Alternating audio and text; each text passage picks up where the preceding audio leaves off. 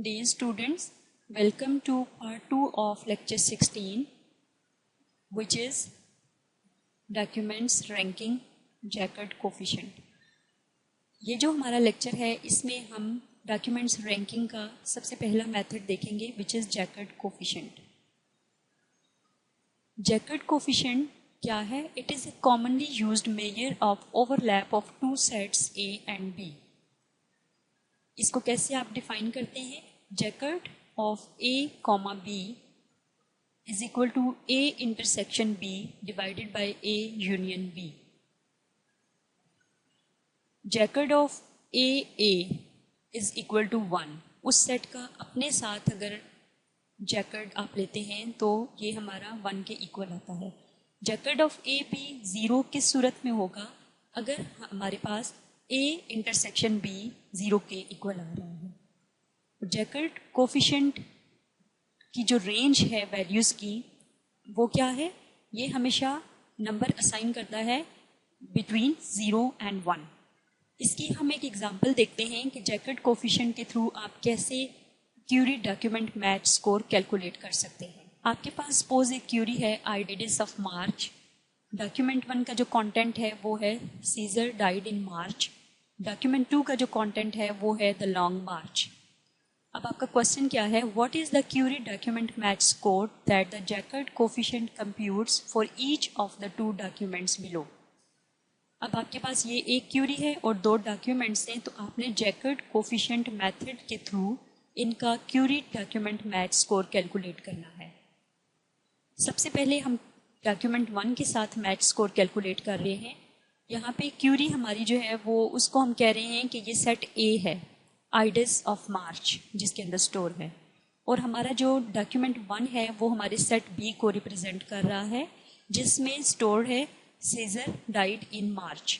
अब जब हम जैकर्ड लेंगे क्यूरी और डॉक्यूमेंट का, दैट इज सेट ए और सेट बी का, तो वो इक्वल होगा A intersection B divided by A union B. इसमें देखें हमारे पास ए इंटरसेक्शन बी 0 के इक्वल नहीं है, तो इसलिए हमारा जैकर्ड ए बी 0 नहीं होगा। ए इंटरसेक्शन बी क्या आ रहा है? इसमें अगर आप देखें तो आपके पास जो क्यूरी सेट ए डॉक्यूमेंट 1 जो सेट बी है, इन दोनों में जो कॉमन टर्म आ रही है वो मार्च की आ रही है। तो ये जो हम ए इंटरसेक्शन बी जब हम लेते हैं तो हम कॉमन जो टर्म आ रही होती है उसको हम 1 के साथ रिप्रेजेंट करें कि ए इंटरसेक्शन बी हमारे पास 1 है, 1 टर्म कॉमन है डिवाइडेड बाय अब ए यूनियन बी हम देखते हैं, ये आपके पास 1 आइडियस ऑफ 2 और ये हमारे पास मार्च, और मार्च जो कॉमन है इसको हम वंस कंसिडर करेंगे 1 2 3, क्योंकि जब आप ए यूनियन बी लेते हैं 2 सेट्स का तो उनमें जो आपके पास कॉमन वैल्यू आ रही होती है उसको आप ए यूनियन बी में वंस लिखते हैं। तो ये हमारे पास वैल्यू 3, उसके बाद सीजर को जब हमने काउंट किया 4, डाइड 5 और इन 6, तो ये हमारे पास ए यूनियन बी 6 आ गया।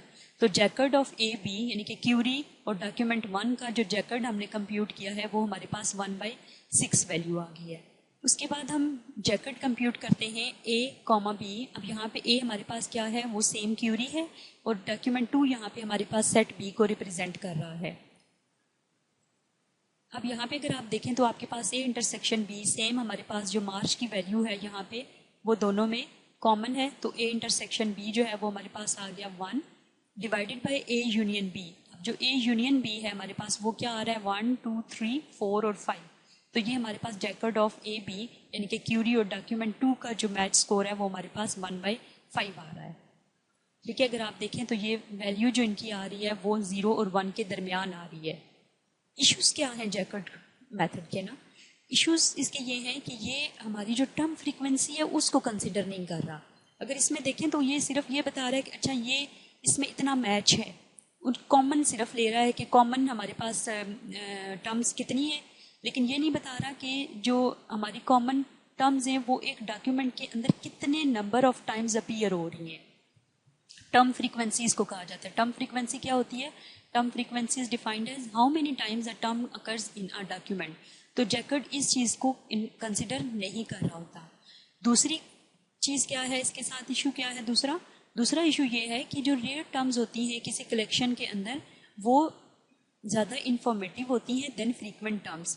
जैसे आपके पास एक डॉक्यूमेंट के अंदर the, is, are, I, am, low, high, इस तरह के जो वर्ड्स हैं वो मोस्ट कॉमनली अपीयर हो रहे होते हैं, लेकिन वो आपके डॉक्यूमेंट्स के लिए ज़्यादा इंफॉर्मेटिव नहीं होते।